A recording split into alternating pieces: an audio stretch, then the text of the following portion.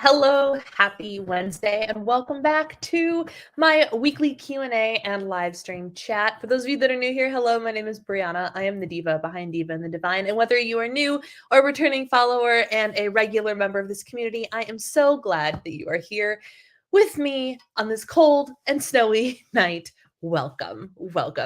Oh my goodness, what a week it has been. Let me tell you, I feel like we just did this. This week flew by poof like that. But before we get started, let's see who's here. We've got Lissa here, coming in clutch with the first comment of the night. And Paulette is with us tonight as well. Hello. And Kim is here. Hey, Kim, how are you doing this evening? So good to see all of you guys hanging out with me tonight. We got a lot to talk about tonight. As per usual, I asked on Instagram if there were any questions, things that you wanted me to talk about, topics, whatever. And I did get a couple of question submissions from all across the board, which is really, really great. But as per usual, if you are here live, then you get priority and your questions get priority. So chat with me in the chat box because that's where I'm going to be pulling all of my most recent stuff from. So if you have a question and you're here watching live, make sure you ask it because today is Q&A day and we've got some good stuff happening. Oh, Kim asked a question. I got to go see what the question is. Thank you, Paulette. Thank you so much.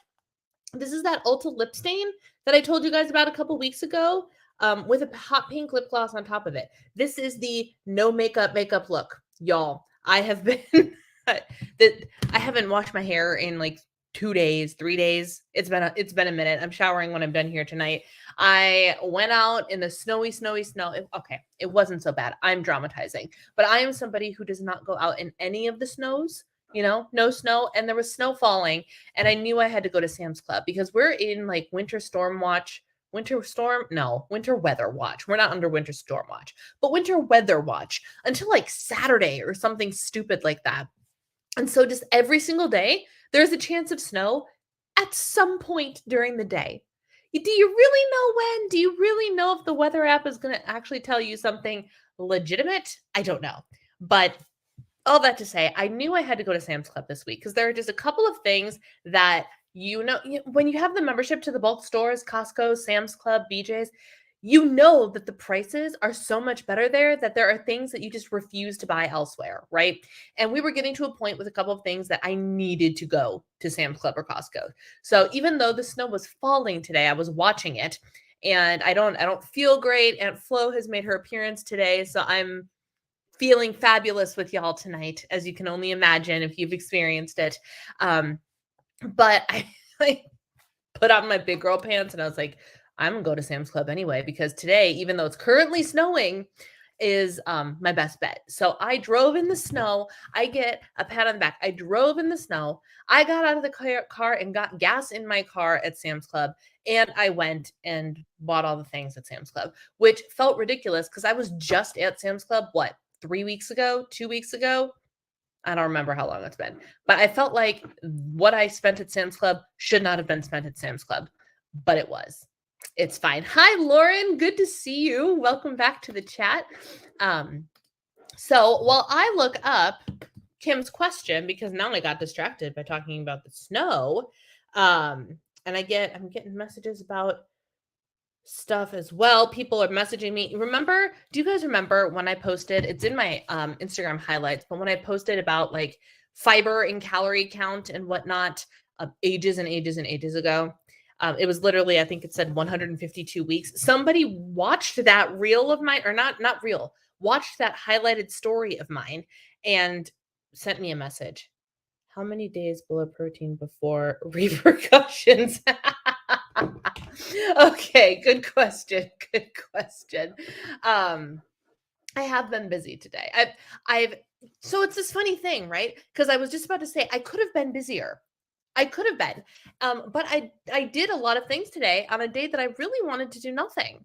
And so I was like, you know what? Like I even posted in my Instagram stories that look at me, I'm building Lego and I finished my Lego set today.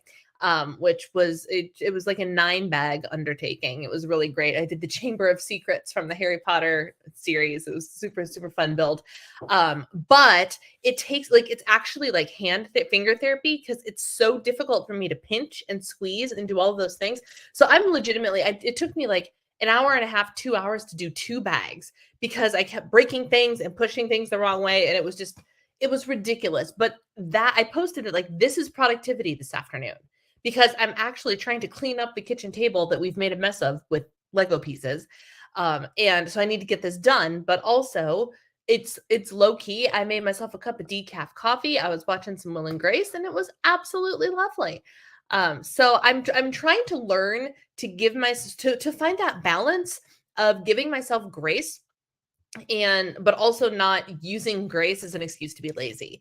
There's a very fine line and an ebb and a flow, but I'm finding that the more compassionate I am towards myself, the more likely I actually am to do more things because of my lady problems and PMS. I haven't actually done any working out this week because I actually expected Ann Flo yesterday and she didn't show up till today. So I was kind of like feeling PIMSy, as my husband calls it. He calls it PIMSy instead of PMSing. PIMSy. I was feeling PIMSy, so like I didn't really want to work out. I didn't feel strong. I have been wildly uncoordinated this cycle. Wildly uncoordinated. Some months I'm not nearly as uncoordinated, and other months like my hands don't work. My hands, I've been dropping everything for about the last 5 days. And so I was like, maybe weight's not the best idea. And also, we didn't get me a weight bench yet. So I don't actually get to start. I didn't get to start the program I wanted to start this week, which actually, blessing in disguise, because I probably wouldn't have wanted to do it this week anyway. Anywhoozle, I lost my train of thought. Y'all are going to have to deal with the brain fog that is this evening. I apologize. My highs. We actually had a big worship team get together for lunch on Sunday, and it was lovely. There were like 30 of us, and we all took over this original Pancake House restaurant. If you follow me on Instagram, you saw the giant apple pancake thing that I had absolutely zero guilt about eating. It was delicious. I ate like not quite half of it, and I just finished it this morning. For breakfast this morning, I finally ate the last little chunk of my apple pancake. Amberly, hello, good to see you. And it was just lovely to sit with my people. And a lot of the people there, I didn't get a chance to talk to. A lot of the people there, I don't even know yet, or I know in passing. There's only a handful of people that I really knew. And we got to sit next to our friends who are probably our closest friends at this church, which was great. But it just felt good to be, it was the biggest get together post COVID that I have been a part of, I think, other than like, going to church and being in the church or being in the hockey arena, but like intentional get together with people. This had to have been the most normal feeling and biggest get together I have had since COVID has started, which on that note, I got was it today? I think it was today. Yes. Today, Instagram decided to show me like my memories. Does it do that, or does it just decide randomly to do that? Or is that a new feature? I don't know. Kind of like time hop. And it reminded me that 3 years ago today was the day that we were supposed to be embarking on a cruise, and the cruise got canceled while people were in line for boarding the cruise ship. And we canceled our cruise, if you remember, before the cruise even happened. So we ended up in Florida for my husband's grandma's funeral. The timing, everything worked in favor, as much as it could when there's a global pandemic starting. But everything worked out in our favor for that situation. So that was fine. But I saw an article that was like, it was literally our cruise that we had tickets for and we chose to cancel that got canceled in real time on this day 3 years ago, which I thought was kind of crazy. As for my low, I don't really have one this week. So we're just gonna go with I don't have one this week. So let's see what everybody else's are. Highs include unusual lack of anxiety in social situation, winning a giveaway, the highest thoughtfulness of the prizes so far. And I tried a 10-minute Pilates workout today, and I haven't been sassing and reacting badly to things triggering me this last week. I've pulled out my journal and vented in there, and that's huge for me. That's awesome, Lissa. That's really great. Good for you. My high was a visit with my granddaughter, and my low is the cold weather. Don't I know it? My low isn't really a low, just feeling meh about some choices at dinner. Let them go. Let them go. Life is too short. Let them go. What happened to me the other day was the 1-year anniversary. I opened the account. Nice. Very good. Okay. So, like I said, if you guys have any questions, topics, things that you want to discuss this evening, let me know. Ask anything. But we're going to start with Kim's question because I didn't actually type it out. So Kim asked last minute, how many days below protein before ... repercussions? LOL. So basically what she's asking is how many days can you clock in under your protein goal? And if you have highs and lows, keep them coming. I'll go back through the comments when I'm done answering questions or answering this question. We'll flip-flop. How many days can you clock in under your protein goal before you start to experience the repercussions of that? And honestly, it kind of depends. It kind of depends. And first of all, what repercussions are you talking about? That is specifically question number 1. And Kim, feel free to answer in the chat. But what are the repercussions that you're afraid of? There is the possibility, there's the potential for an immediate repercussion of a couple days where you clock in a little well, if you're swapping up the protein for like carbs, that the too many carbs, too many days in a row. I'm not demonizing carbs. I love carbs. I actually have a story for you all about that. Remind me. But if you're clocking in, if you're losing 20, 30, 40 grams of protein a day and you're swapping them out with carbs, specifically non-fibrous carbs, highly processed, refined, sugary type carbs, you're probably going to be hungrier. Those repercussions are going to show up a lot more quickly than, say, the repercussions of, there it is, muscle loss. It depends. What else are you doing? Are you still lifting? Are you still training? There's a very high likelihood that you don't experience those repercussions. Or if you do, it's going to take a while. Your body is smart. As long as you are doing the things, if you are continuing to lift, then your body is going to continue to, at the very least, maintain that muscle for you. If you're doing, giving it the good old college try and actually doing the work. Is it better? Let's put it in a good, better, best scenario, right? Good is eating your protein goal without working out. Better is maybe missing your protein goal, but you're still lifting weights on a regular basis. Best, optimal scenario is you're kicking that protein and you are also lifting heavy things. That is the best situation for optimal muscle growth. If you are in a calorie deficit and you are regularly clocking in under your protein and you are not working out, you put yourself at a higher risk sooner of that. Biologically, everybody is different. Some people might not notice any repercussions. Me, sometimes I feel like if I clock in under on my protein and don't lift weights for a couple of weeks, I feel weaker. I know I do, but I also have a muscle wasting disease. So biologically, everybody is different. But you know, and you can tell. Okay. And it's lasted. So low calories, but protein, but less. Okay.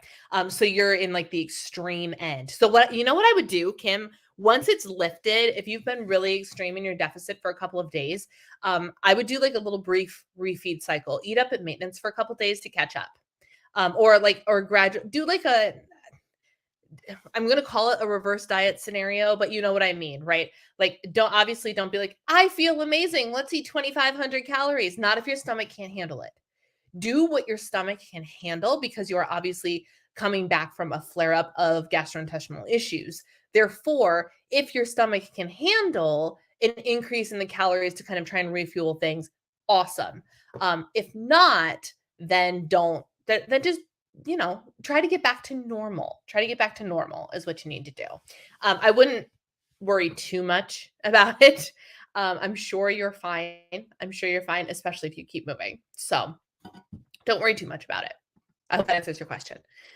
My highs are a really nice date night with my husband and also self-care at a salt therapy spa. Ooh, you've been doing some fun stuff lately, Lauren. That was interesting. Low was my work stress and anxiety, but I'm getting through it. Yeah. A lot of people are having the work stuff. I'm just taking what I observed about how things went yesterday. I'm going to use that to learn, help me next time. That's a great way to do it. So let me talk about my little story, right?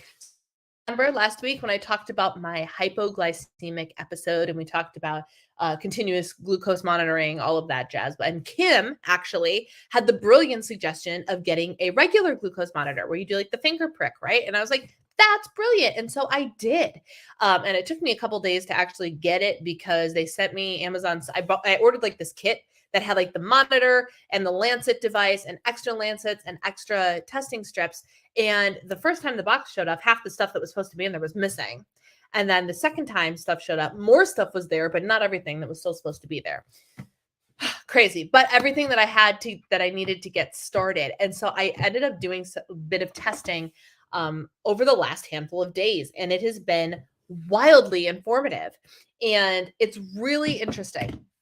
I'm opening the app because I have an app that actually it's the One Touch app, and it'll track your it'll track your levels and stuff for you when you take your blood sugars. It hasn't synced up today or anything, but it was really, really fascinating. So I took it. When was the first day I took it in the afternoon, I think Sunday, March 5th. Yes.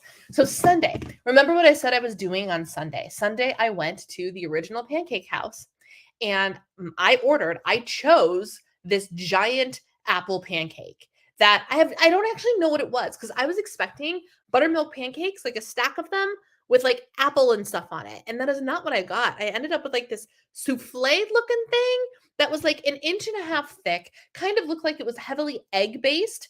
I have no idea what it was. I have no idea what the macronutrients were on it. I have absolutely no clue. There are listings for it in my Fitness Pal that puts it at like an astronomical amount of calories. But I have no idea if the macros are right. So I couldn't tell you if it was actually more protein heavy than I thought or whatever. The point is, I ate this thing, right? I ate to my satisfaction, which was, like I said, just under half of it. And then my husband and I went to IKEA for the second time this weekend. We went to IKEA twice, but that's a different story. And by the time we got home, it had been about 2.5 hours since I had eaten. And I was like, that is the optimal time to see how my blood sugar responds to something like eating half of a giant freaking apple pancake for lunch. So I pricked my finger and my blood sugar level was 69.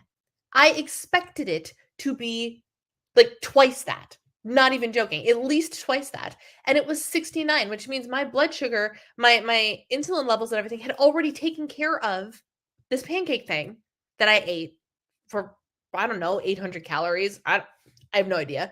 And I was baffled. I was baffled by that. So that's what happened at 3:50 p.m. on Sunday. And then at dinner time, where I ate leftovers, how did I get protein in there? I ate the rest of the protein shake that I started in the morning. So I drank half of a Fairlife Nutrition shake and I ate more of the apple pancake, primarily to experiment with this. Before I ate, my blood sugar was 93. Beautiful. Normal range for fasting blood sugars is 70 to 100 for non-diabetics. So I'm clocking in at real normal fasting ranges right now, right? So then I wait about 1.5 hours and take my blood sugar. It was 93 before I ate. It was 96 after I ate. 96. And I was like, there's no way that's right. So I immediately did another strip and it was 106. So like a difference of 10. And when again, I expected it to be so much higher. I expected it to be so much higher because I had just put a whole bunch of sugar in my body.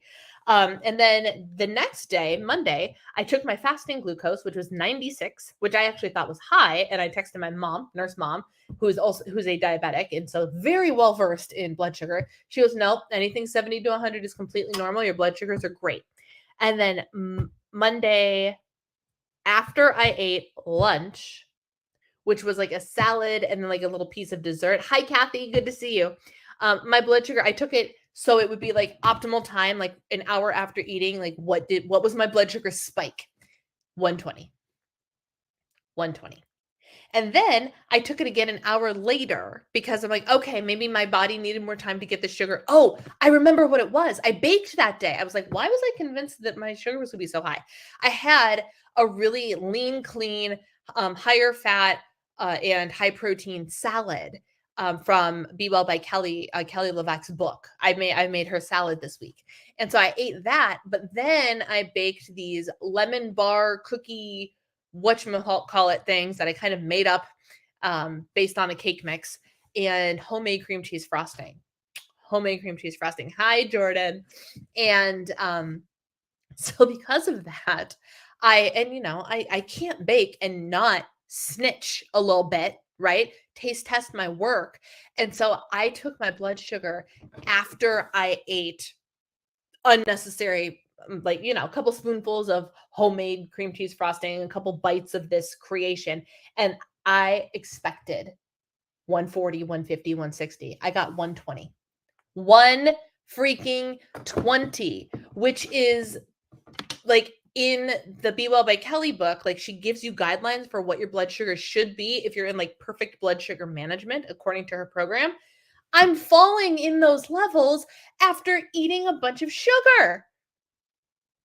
And I'm like, what is going on? What is happening? And now, full transparency, I have many family members of mine that are diabetic. So whenever in my life, whenever blood sugar has been discussed, it has always been from the perspective of a diabetic and trying to get blood sugar levels under control. So it's possible that my assumption for what the numbers should be has always been higher because I've never tracked my own blood sugars before. But what I've learned, oh, and so then it was 120, right? An hour after I ate all of the stuff. And I gave it another hour to see if it would shoot up and it started going down. It was 107. So in that hour to 2 hour mark, my blood sugar had already peaked and started to come back down after eating the baked goods. And then the next morning, my blood sugar was 80 instead of 96. What does this tell me? Why am I telling you this? We spend, and this, of course, I am not a medical professional. I am solely basing my assessments off of my own nutritional knowledge and personal experience, right? This is my story. But we spend so much time demonizing carbohydrates, so much time. And are the carbs the reason? Are the blah, blah, blah, blah, blah, blah, blah. Evidently, my body burns carbohydrates at a stunning level. At a stunning level. I do not have to worry about eating extra carbohydrates. And my mom even said, your body knows what to do with carbs. Your body is excellent at managing carbohydrates, which goes back to the whole, like, am I supposed to be eating more carbohydrates because I keep, the low blood sugar, presumably low blood sugar episodes of dizziness. And then when I don't have the energy I need, I get hungry and I crave carbs. Well, duh, my body processes them really, really well. Why is this important? This is important information simply from the mindset of this is incredibly freeing information for me. This is incredibly freeing for me because knowing this information about my body completely eliminates the guilt of, oh my gosh, I had too many carbs, which is something mentally that I've been working on anyway, right? Like carbs are not bad. We've established that carbs are good, very, very good. You cannot convince me otherwise. Carbs are good. But there's so much out there about blood sugar balance and low carb and this and that and the other thing that it's easy to get swayed, easy to have your stance, to have the foundation that you put your beliefs on shaken. It's very easy to have that happen. This for me confirmed that I do not need to worry about carbohydrates. I do not need to worry about sugar. I do not need to feel guilty if I have a higher carb day. In fact, my body thrives on a higher carb day, and I don't have to worry about my blood sugar not doing its job. It was the most freeing thing. It was the most freeing thing to realize, because I always, when you go back to especially like, oh, I felt like eating Fab4, get those blood sugars balanced, help lose some weight. My blood sugars are perfectly balanced. Which is it just gives me permission that I've already had this permission, right? I've already had this permission. But when you give yourself permission versus somebody else giving you permission to do something, it is a lot more powerful when somebody else gives you permission to do something, right? It's like I always joke with my husband that like if his father or somebody at work, he's taking this course right now about productivity and stuff in the workplace. And he'll come out of his office and he'll be like, have you heard of this thing called time blocking? Have you heard of task, like joking, because he knows like productivity is kind of my jam. I love productivity hacks. I love all of those things. And it's the stuff that I talk about on my channel. So he's laughing because I've been telling him this stuff for years and he's hearing it from somebody else. And therefore he wants to apply it to his life. Or it's the same thing with like, he hears something from that I've been telling him on repeat, like whatever. And then his dad says it. And all of a sudden he goes, oh yeah, you're right. Is anybody else's husband like that? It's the same thing for all of us, right? We know in our heart of hearts what's right, what's wrong, whatever. And especially when it comes to our food and whether or not we should feel guilty about something, whether or not we need to overreact about something, blah, blah, blah, blah, blah. But it's really hard for us to be able to convince ourselves of that. But when someone else tells you, don't worry about it, here's the facts, here's why it's okay, blah, blah, blah, blah, blah, all of a sudden it's easier, right? This blood sugar tracking thing for me has been my external source of permission to be like, hey, all that worry about like, well, what if my blood sugars are a little bit wacky and that's the reason the scale doesn't go down? Let it go. You're fine. It's okay. You can be free. You can relax. And that's an incredible, incredible feeling. It's incredible. So I want to make sure I shared that with you guys because this is new information to me to have confirmed that my blood sugar levels are that of a rock star, for lack of a better term. Makes me think there's really something to people like Jordan Syatt saying to watch calories and protein and let your carbs fall wherever they fall. That's an excellent point. That's a really excellent point, actually. As I've been tracking, I have been eyeballing those. I should just not and see what happens. Hit your protein, hit your calories, and let everything else fall where they may. Some days are going to be higher in fat. Some days are going to be higher in carbs. And it doesn't freaking really matter. For me, it's appearing that I might benefit a little bit more. And so like I've been going back and like thinking back to, previous Brianna, right? 135-pound, way too skinny Brianna, but how she got there. And I was a lot more dependent. And I'm not saying do this specifically, but let me get my train of thought out there. But I did a lot more dependence on things like I carried around multigrain Cheerios in a Ziploc bag and 100-calorie packs. God, I loved 100-calorie packs. And fruit. I loved fruit. I ate all the fruit. And blah, do you get what I'm going with here? I think my body was on a high, like overall calorie restricted, but higher carb, lower fat diet, which is completely controversial to 80% of the information that we're hearing nowadays, right? It's fascinating to me because I was like, I don't think I managed my carbs outside of being in a calorie deficit. When I lost weight before. Interesting. I don't know. It was a very, very fascinating thing to learn about my body. And I'm going to continue to track. I've been taking my fasting blood sugars every morning. And it's an interesting thing. It's a freeing thing. And I really am glad. Thank you, Kim, for the suggestion. Seriously, you deserve the credit. You deserve the gold star for being like, dude, just get a regular glucose monitor. Brilliant. I have the information I need. Thank you for that. Because it gave me answers that I was looking for, which is great. Focusing on calories, protein, and fiber. And I had that It's interesting because I actually had my Fitness Pal set up for so like you get your total number of calories, right? And then you can pick 3 other metrics if you have premium. And so I picked protein and fiber and sugar. I don't know what my third thing should be, maybe just carbs, because evidently I don't have a problem with sugar. And one of the things that I've actually been trying to do, I find in my body with all of these sugar substitute, blah, blah, blah, blah, blah, blah, blah, blah, blah, blah, y'all, I thrive on straight old table sugar. If you gave me an option of like erythritol, stevia, this, that, and sugar, whatever it is, yogurt, just give me the freaking one with sugar in it because that's the one that my digestive system can handle the best. And evidently my blood sugar levels can also handle that. So great. But my point is I need to go back. I need to switch my tracker around. I think you're right, Lissa. I'm going to switch it to like protein, like, I don't know, maybe total carbs and fiber. I don't know. I don't know what to put as the third metric. What else do I freaking track? I don't know. I don't know, but you're absolutely right. I do well with carbs. It's a great thing. Yes, it is a wonderful thing. It is a really, really great thing because there are people out there. There are a lot of people out there who can't process carbs like I can. And again, living and growing up in a household full of diabetics, it was very easy for me to just assume, like my mom would occasionally check my blood sugar just to make sure my blood sugar was on the right track. And it was always beautiful. I don't know. That's my story for the day. That's my story for the day. So now let's get into actually Q&A. So if you have a question, if you have a topic, if you have something you want me to go off on a tangent on, now's your chance to ask for it. I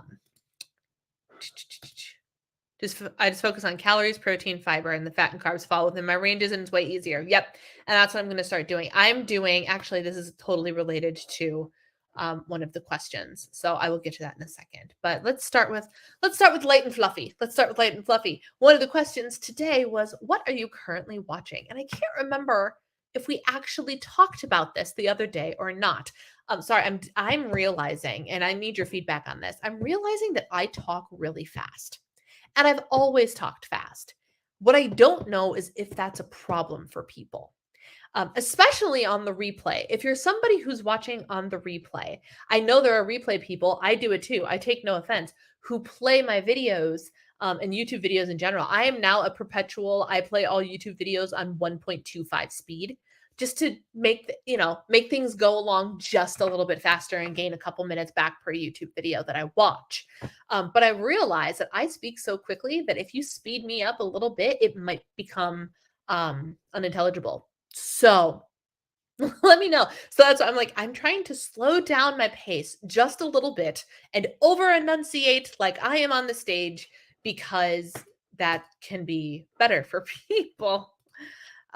Nobody says you have to track anything in the third spot. Will it just leave it empty? Can I just pick 2 things?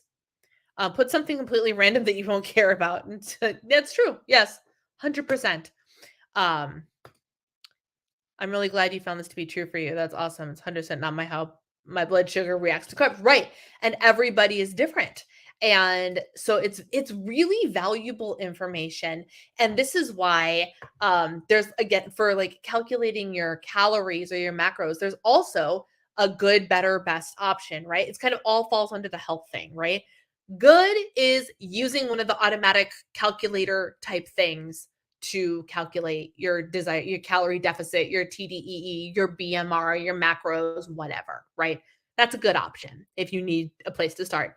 Better option is to have a coach do it, because when coaches like me do it, we end up, taking a lot more information and personalizing things and tweaking things based on you and you alone. So that's better than a calculator, right? The best option is actually figuring out how your body works and doing the necessary medical testing to figure that out. Getting your resting metabolic rate, RMR, tested, because that's really the only way you're going to know for sure what your BMR, RMR interchangeable is. Have I done that yet? No. Is it on my list of things to do eventually? Yes, it is. But I'm working on a whole lot of other things right now, so I'm not too concerned about it. And then things like this, like the blood sugar thing, I'm going to accidentally click a button here that I'm not going to want to click. But it's very valuable information to understand how your body processes sugar, is absorbing all of your vitamins. This is why getting your blood tests and your blood work done at your doctor annually is very, very important, because it's the inside look into what is my body doing? Where am I deficient? What is not right? What is, what's too much? I have higher cholesterol than I should. So I've actually been trying to modify the way I eat just a little bit and doing just a little less saturated fat and a little more polyunsaturated fats and monounsaturated fats, avocados, nuts, olive oils, things like that. Not, I'm not eliminating or anything, but I'm just kind of, I'm being a little bit more choosy about where my butter goes and things like that, because those are test results I have that could be better. Right. My blood sugar was never an issue, but in my head, I was like, is this a block? Is this something that is causing me to not be able to get to my goals? Now I know with 100% certainty that is not true. And I know with 100% certainty that I can process carbs really, really well, even with the less muscle tone I have, which was probably the most mind-boggling part of it for me. But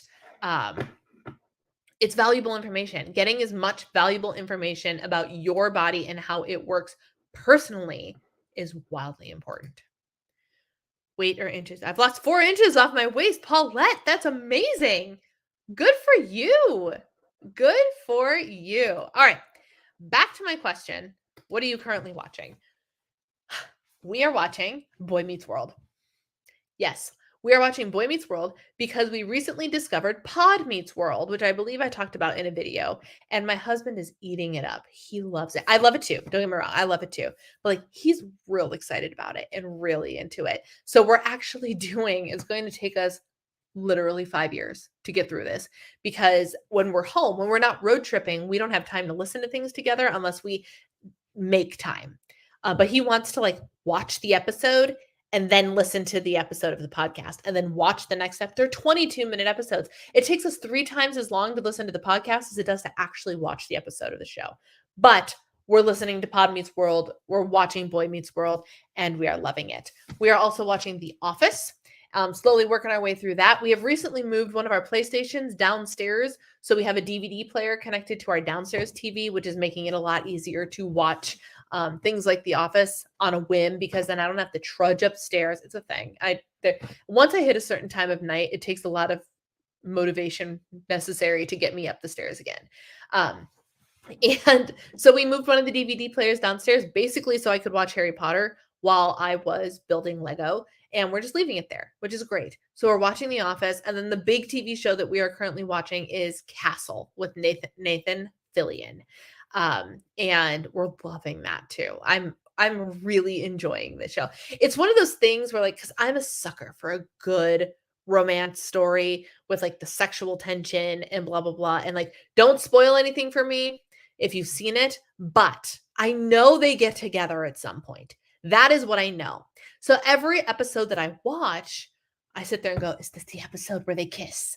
Is this the episode where they hook up? Is this the episode where the relationship takes a step forward? And so I love, it's the same thing with Bones. We've talked about that before. I know they get together, and it's such a joy to watch the sexual tension. So I've been loving, and and the stories and the plots of each of the episodes is also, they're brilliantly written. But that's what I have been watching, and I love it. Need to watch Harry Potter. Almost done with the books. Yes. Want to watch Castle. It is so good. It is so stinking good. The whole thing is on Hulu. Highly, highly recommend. What are y'all watching? What are your current TV shows? I want to know. Next question. Can you eat too much fiber? And this was in relation to my Instagram post, my Instagram reel that I posted yesterday. Someone responded with, can you eat too much fiber? And the answer, believe it or not, do you have any guesses? The answer is yes. I'm sure you can. It's just like you can actually eat too much protein. Too much of anything is detrimental, right?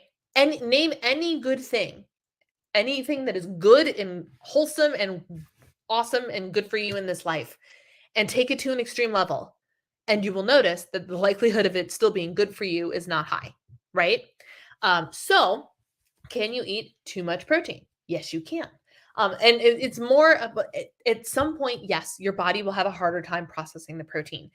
There comes a certain point, macro wise, where your return on investment is no longer advantageous. So there's a certain threshold where your body, like you could eat this much or you could eat, 20 or 30 grams more, but it really doesn't make that much of a difference. So for lifestyle balance, pick the lower number. That kind of thing. There does come a point where like enough is enough with protein. And it's the same for fiber. And guess what happens if you eat too much fiber? Mm, Probably not some fun gastrointestinal moments, right? Now, even water, Lauren is exactly right. Even water. Like I said, too much of literally anything good is detrimental. I adore my husband. We adore each other. Too much time together is not good, right? Too much of anything that is good is no longer good. Um, so, can you have too much fiber? Yes. I would be a lot more concerned with you not eating enough fiber than eating too much fiber. But of course, as with anything, you can have too much fiber. The optimal level for women is a minimum, reach this goal of 25 to 30 grams a day. That is what we as women should shoot for. I believe men is either 30 to 35 or 35 to 40. That's what we should shoot for. Can some people handle more than that? Yes. There are days, as long as my nutrition is pretty balanced and I'm hydrated, this is super important. As you increase your fiber intake, increase your water intake as well. Otherwise, you're going to get stopped up, if you know what I'm saying. And we don't want to have that. We don't want to have anything explosive happening down there. So you want to keep everything running smoothly. And fiber, its job is to keep things running smoothly. But if you do a dramatic increase too quickly, things can happen. Make sure you stay hydrated. Water helps with digestion. Fiber helps with digestion. They're a beautiful, beautiful pair. Put them together. And for some people, you might find I have people, I have clients who, because my clients have to track their fiber for me every day, who can eat 35 or 40 grams. And I'll message them and be like, how's your digestion? And they'll be like, it's fine. It's golden. I'm like, okay, keep doing what you're doing. But so you have to experiment and find out where your limit is. You don't have to go for your limit. If you're somebody who's like, I'm good with knowing that I'm eating my 25 to 30, that's great. At some point, will you hit a point where there is no longer a significant enough return on investment for it to be worth you eating the fiber? Absolutely. Do I know what it is? No, I don't. Track sodium. That's a good idea. Oh, my youngest sister loves that show. Seen every season at least twice, so that's a gold star for it. I'm very excited. My answer is going to be yes, but the majority of people who are freaking out, exactly, 100%. The people that are asking, hey, can I overdo fiber, are the people that aren't eating enough fiber. Even water. I remember watching the original Degrassi, Abbott Elementary, and rewatching New Girl. I never got through New Girl. I never got through it. And I have to be reminded about Abbott Elementary. I've heard amazing things about it. I've heard that it's wonderful. It's never been an issue. Yep. Yeah, for me, I tend to clock in under. If I don't think about fiber, I will not eat enough fiber unless I have one of like the fiber fortified tortillas or something. If I start my day with something like that in an egg fold over, then I'm golden. But if I don't, like this morning, what did I have for breakfast this morning? Oh, I ate the rest of that apple pancake. I am probably behind on fiber because by the time I got home from Sam's Club, I was also not very hungry today. So I ate a bowl of cottage cheese for lunch because it's high protein, but there ain't no fiber in that. Where am I at on fiber today? I don't even know, but I can guarantee you it is not 25 grams of fiber. And I am done eating for the day. I'm at 11 grams of fiber. Y'all, I'm the coach and I am not perfect, let me tell you. So I am very aware of my fiber intake because I know that I fall short if I don't try. Ooh, 60 grams. I've never quite gotten that high. Next question. What are you looking forward to? That's a great question. And I would have to say, in plainest and simplest terms, spring. I know that I live in Minnesota, and I know that I knew when we got home that like winter wasn't over. I knew that.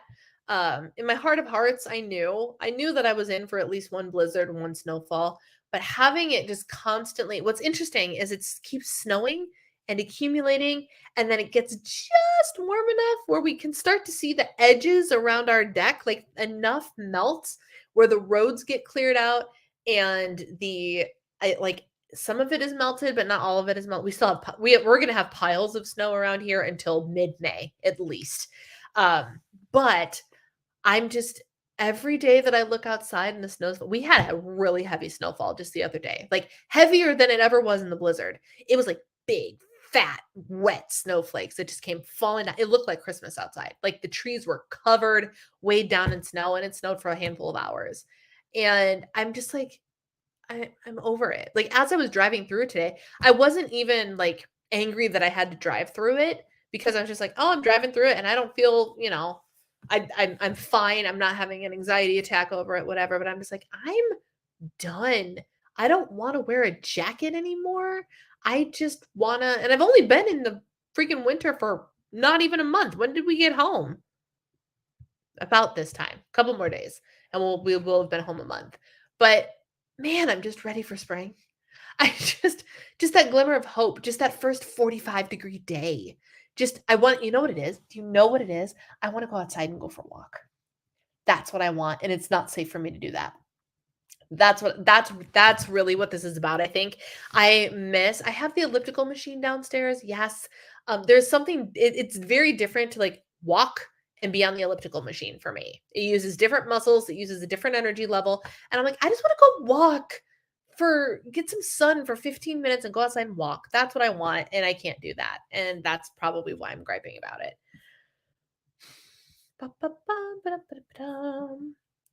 24 today, not including vegetables I didn't track. Nice. So that's what I'm looking forward to in the simplest term. And then there's, I loved this question. This is great. What is the biggest mindset shift you've had to make in life and in weight loss? Oh, Lordy. As somebody who is actively doing mindset work right now as we speak, in regards to weight loss and everything, the mindset shifts. Woof.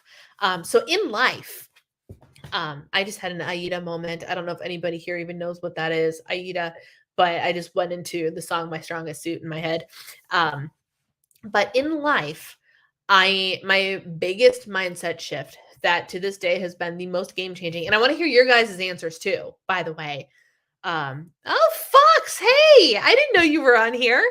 It was sunny, so I dragged the husband out on a walk. Can't waste the sunshine. First day that it gets into the mid 40s, I'm going outside. 100%.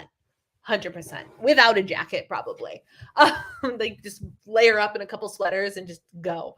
But the answer for what my biggest mindset shift was in life that has been tremendously helpful. Thank you, Rachel Hollis, or whoever she stole it from. Other people's opinions of me are none of my business. That single phrase and everything that it implies has been a game changer for me, especially as somebody with an online presence, and especially as somebody who, like, when you have an online presence, you end up with hate. There's no way around it, right? And I've talked about this ad nauseum before, but due to the question, I'll bring it up again. But like the second that I switched that narrative and I was like, this person's problem isn't actually with me. I just triggered something for them. It made it so much easier for me to let negative comments, nasty comments, whatever, just roll off my back. Just roll off my back. And that has been nothing short of life-changing. Nothing short of life-changing. It is so tremendously helpful to be able to acknowledge that other people's opinions of you are none of your business and have nothing to do with you. Truly. So for sure in life, that's the biggest mindset shift. And that is the mindset shift that is worth everybody taking the time to make happen for themselves, because wow, is it freeing.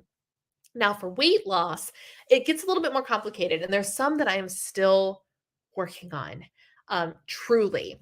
And it's like some of it is like manifesty type stuff, but it's really, really helping me. I actually listened to this is the newest mindset shift for me, that it's from the manifesting what's her name? Manifest Babe. Like, oh my gosh, I can't remember.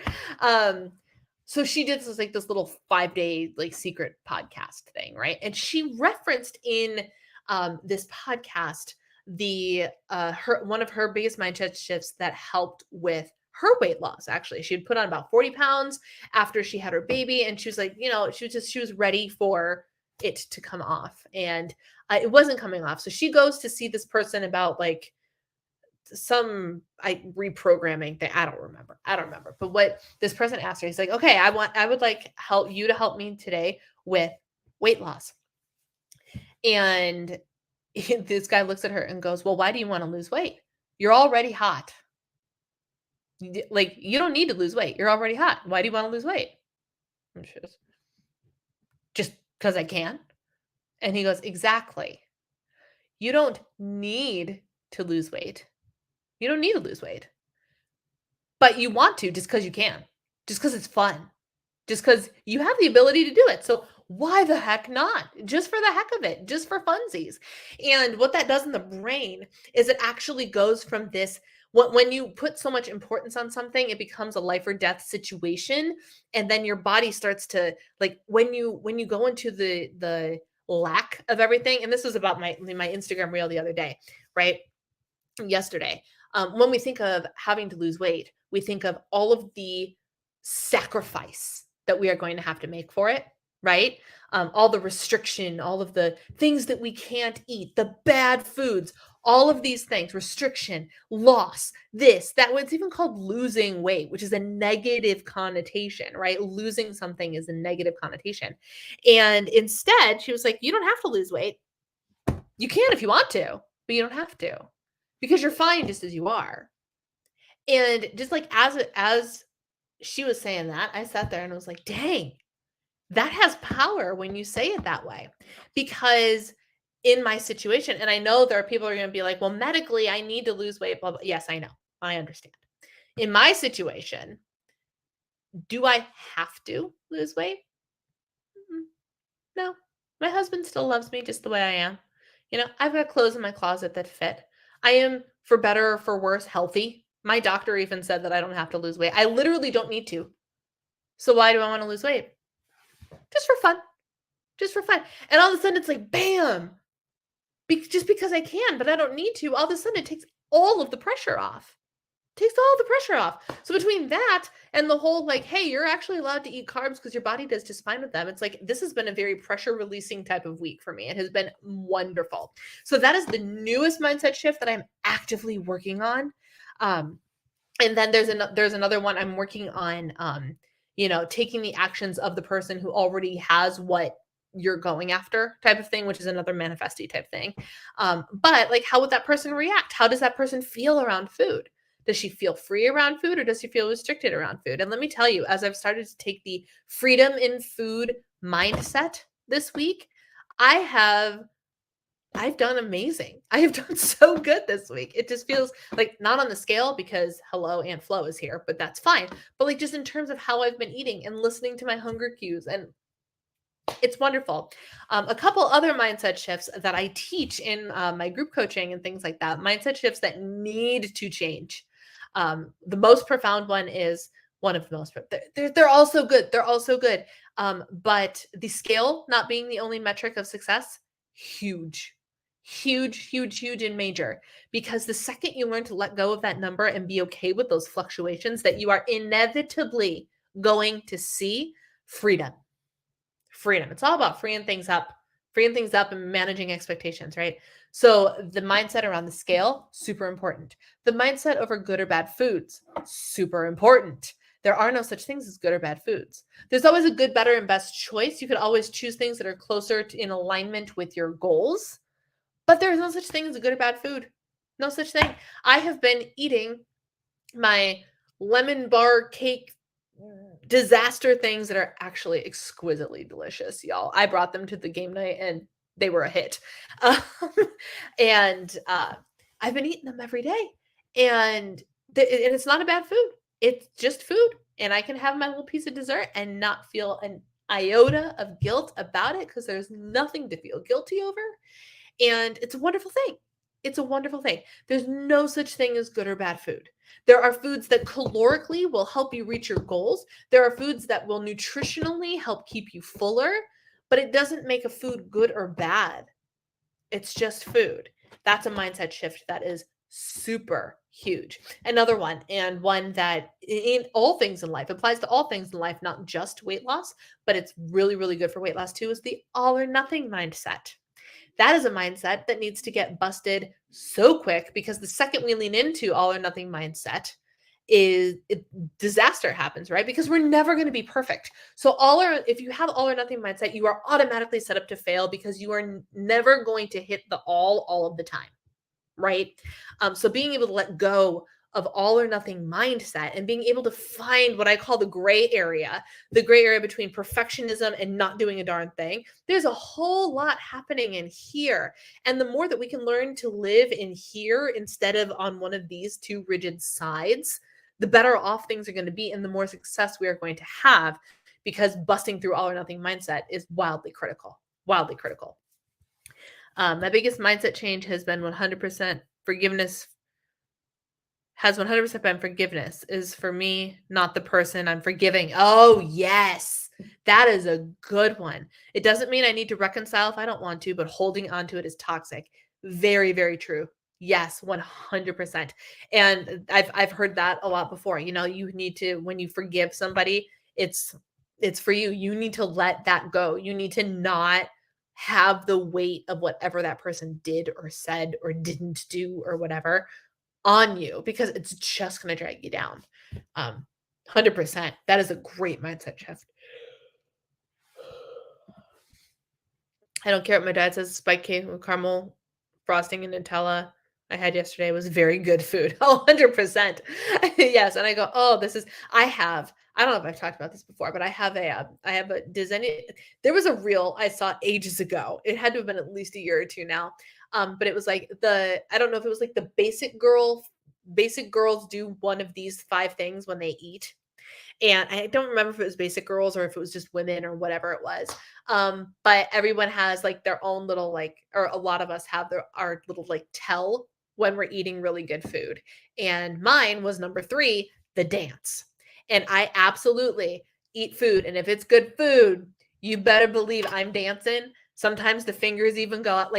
I'm so happy with the food I'm eating. I'm like, So I have this happy food dance.